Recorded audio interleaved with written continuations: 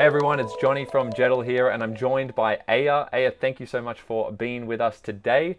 Aya did an amazing job last year with her HSC. She actually placed fifth in the state in English Standard, receiving a final mark of 96, and her ATAR was spectacular, 99.6, and that's with English Standard as well, which is really hard to do. So congratulations, Aya, and thank you for being here. Thank you so much.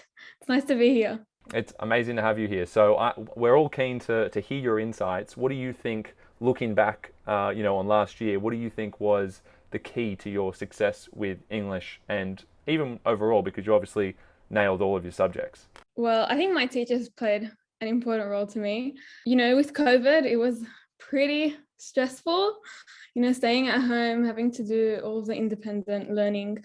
But I think with English, my main focus was just having drafts and showing teachers, getting feedback, trying to adapt to like the worst case scenario.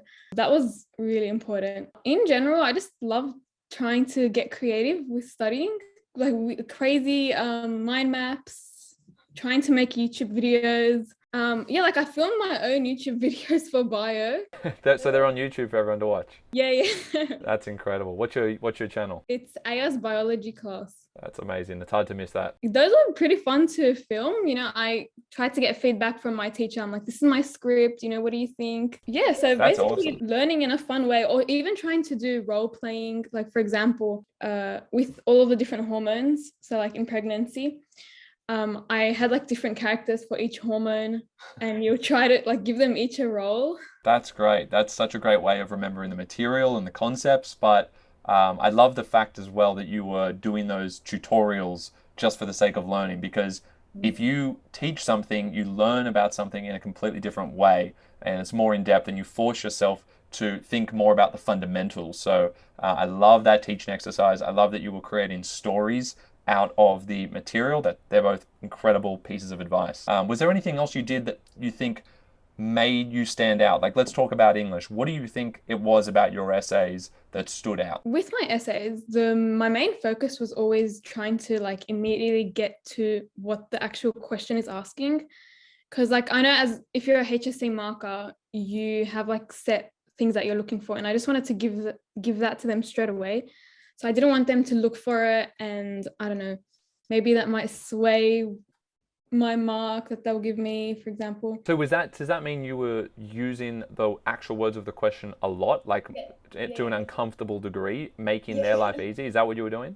Yeah, yeah. So sometimes I might even, if I had time, like I would highlight the keywords like challenges or assumptions, like for example, with Fantastic. And when you say you use the questions a lot, this is where a lot of people get trapped though, right? Like that is really good advice, but you must have done something else to engage meaningfully with those words, because a lot of people just repeat the words of the question, whereas I'm sure if you're getting 96, you were adding something to those words.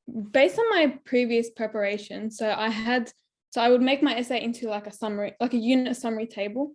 So you have your QTEs and your ideas. And So QTE, what does that mean for Oh, everyone so listening? it's like the quote, technique, and explanation.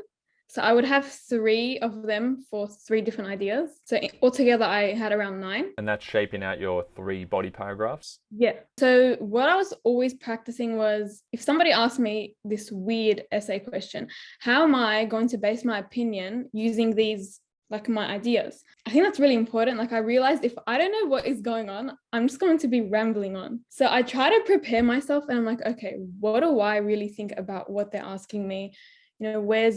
What's my take of it?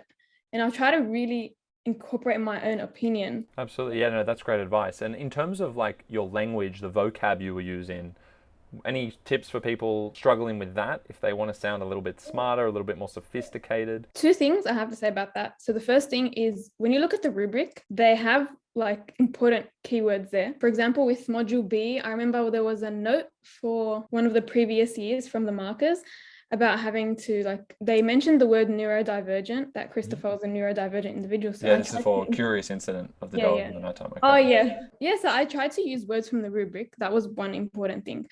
Another like tip that I have is sort of have sophisticated phrases already prepared, just so you're not buckling when you're trying to begin your sentence. So you'd already done like the heavy lifting before the exam and learnt those phrases so that no matter what you got, you knew that there were a bunch of phrases that were going to apply no matter what the question was. Just so all of your thinking time was spent on the parts of the sentence that needed to be adapted, and you weren't wasting time on how to start the sentence or how to come up with some good words for the next bit of the sentence, because you had already done it in advance. So did you memorize your essays? I didn't like sit down and try to memorize each thing, because throughout the preparation, I was trying to sit and do the essays in an exam, like in exam conditions. While doing that, I kind of ended up memorizing the essay. So you indirectly memorized versus consciously trying to sit down and recite every line, like a lot of people do. This is the other version of it, and this is always why my response is, basically you're going to memorize it one way or the other if you're trying to go really well. And it's either from directly memorizing or, as you said, doing lots of practice where in effect you are memorizing and you're trying to reuse the same phrases that you were talking about before. Perfect. And tell us about the prep for each of those essays. Were you timing them out and making sure you always had time to spare? Like, I was always looking at how long it was taking me. So usually what I remember with paper 2, for example, what I would do is I would sit for the 2 hours, pretend like I'm in the HSC right now and doing each essay right after another. So I tried not to time myself for each essay separately, because when you have that time in between your essays, Yes. that relaxation time, like it was pretty tough, because you had to train yourself to be able to write an essay and then another essay and then a story and then a reflection. How many past papers do you think you did? I did a lot. Like, I can tell you how many exercise books, like roughly, that I used in the last month of HSC, maybe 4 to 5 exercise books of you writing out English material. Yeah. But if I couldn't get to actually write an entire essay, I would just write points about what my argument is. And no wonder you were able to basically remember everything, because you just kept writing it out. So when did you start that process before the HSC and the trials in terms of doing write-outs? And did you have a core draft, by the way? I better quickly ask that. Did you have like a core typed piece for each one? Yeah, I actually did. And it was constantly being revised, adding things, changing things, I probably started a month before trials, actually finalized all of my drafts. Yeah, so after my trials, I really focused on just applying and answering essay questions. I think that's the best advice you could give someone. Whether every student's going to do it, I don't know. You clearly had the motivation, and how did you keep motivated throughout the year? I think it was like the fear of failure. I don't know, that's what really that's what I was driven by. But I definitely did have times, like when I was sitting at home, where I just could not study. Like, it was so much procrastination that was happening, and like that's normal, being at home in lockdown. It was tough. Yeah, so I just have to force myself, get up and try to have a nice setup, just so that I feel good when I'm studying. So I'll put like a little snack next to me, bottle of water, tidying up the area, and then I'll just sit and focus. Amazing. And would you block out patches of time for particular subjects? Yeah, so I was always prioritizing. So whatever I felt like is my weakest. And the way that I decide what is my weakest is trying to figure out which subject that I hated the most. What was that one? Was it English? It was English. Uh-huh. Because with me, if I find something hard, like I just keep delaying it. And that's what I was doing with English. So I'm like, you know what? I just need to sit down and get it over and done with. Perfect. And in terms of, leading up to a block of exams, how would you recommend students approach that? Were you doing 1 or 2 subjects per day? Did you do more than 2 subjects per day in terms of study? How did you kind of plan that out? I tried everything. So I tried fitting in, making the most unrealistic timetable that had like 3 subjects. And I'm like, yeah, in the morning, I'm going to do bio. In the afternoon, I'm going to do this. In the evening, I'm going to do this. That did not work out for me. What's a realistic expectation for people then? 2 subjects a day? 2 is good. 2 is actually very good. Yeah, people always try and cram more than 2 in, but you're losing a lot of time there because you're switching from one subject to another. So you're better off just having 1 in the morning, 1 in the afternoon, and just really going deep on each of those. I remember my teacher, she goes, so what is your actual time? Like, what are you planning to do for today? I'm like, yeah, I want to do 3 subjects today.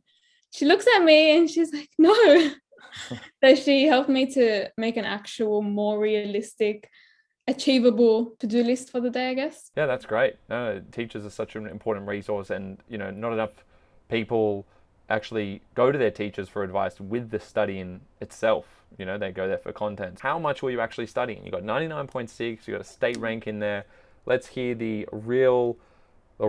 truth. Let's hear the truth about how much you're actually doing. All right. So HSC started, like, Year 12 started. Mm-hmm. And as I was learning the content, I would try to go to my teachers at that time and ask them any questions I had about the content, just so that later on, I don't need to go back to it and ask all of those questions.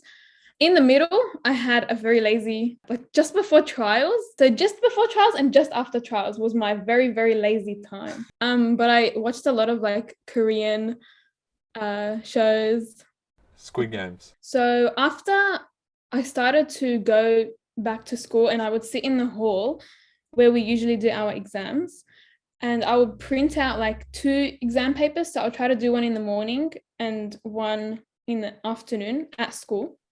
And they'll be for different subjects. And that was actually the same hall that we did our HSC in. So environment, that's a huge factor. And eventually I stopped getting nervous in the hall. I was able to focus a bit more. I felt more comfortable in there. You desensitize yourself to that environment, which for many students is quite intimidating and stressful. That's smart. That's like actual sitting down studying 5 to 6. 5 to 6. That's pretty good. That's pretty manageable for most people. Like I actually couldn't do more. If I did more, I felt like I was just going to burn out any minute. That's smart. No, I think a lot of people would be expecting to hear something like 8 or 9 hours, but it's not feasible after a certain point. You've only got so much brain power each day, so you don't want to burn yourself out. So that's really nice to know. And you did that for about, what, 5 to 6 weeks? Maybe 6 to 8 weeks. 6 to 8 weeks. Okay, so you gave yourself a good amount of time, which actually allowed you to do maybe a little bit less per day. Some people who do 8, 9, 10 hours might be doing that with 1 month to go.